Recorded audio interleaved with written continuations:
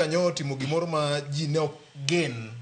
Nobody expected ni speaker ne nyalo kokalo kuom office mar clerk gi barua cha. To gima ichaki penje ni office speaker role ma speaker en ang'o? Business mar bunge ni e lwete. To koro en owuon en arbitrator. Ere kaka onyalo kelo agenda to chako nyisogi ni timuru mondo kel mbele na. Chalo kanono. Koro mane gima wanyalo penjo gima notimono to ber lakini nokonego wuok kuome.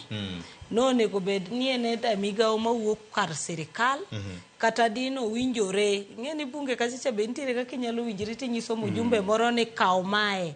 Ithwal mondo indike ofisa inyisa ni nitiere gima kama midwa ni mondo itim ang'o mondo tim mondo ng'ato ting'e kata komiti moro ting'e kata sirikal owuon otim ang'o oting'e nikech kata chiegni kabiro pod biro mane mbele ne.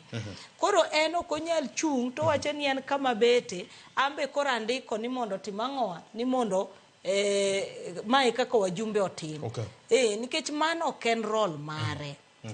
To mane mineno kwasebet kowacho ga pile niya ok kata ni wapenjo wisdom mar speaker ma wantiere godo lakini aparo ni sani king'iyo bunge ma wantiere godo ma speaker mokwongo matimo debate en owuon ma speaker mokwongo machiwo ruling kokobet moko retreat. Koro miyo kata gima notimo ni be notimo nikech oneno ni pod en gi powers kaka mjumbe. Pod ing'eno timo gik moko kaka ne en ga mjumbe higni mane en mjumbe. Koro mano bonego be nodi link ema nowacho ni king'iyo chik masani kata kaka itayo weche mag bunge. Dino weyo either government side obiro gi proposal no. Kata committee mar education obiro gi proposal no. Kata mjumbe okel proposal through a private members proposal.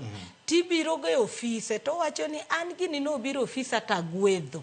Koro ndiko ne clerk mondo dhi ang'owa e committee mar legal affairs for prepublication kata consideration ni en gima nyalo biro before the house or okay.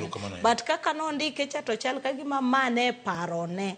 To nyiso wajumbe ni koro parona ni nyaka umbe koro tim ang'owa ukete chik. Ka gima ene majority leader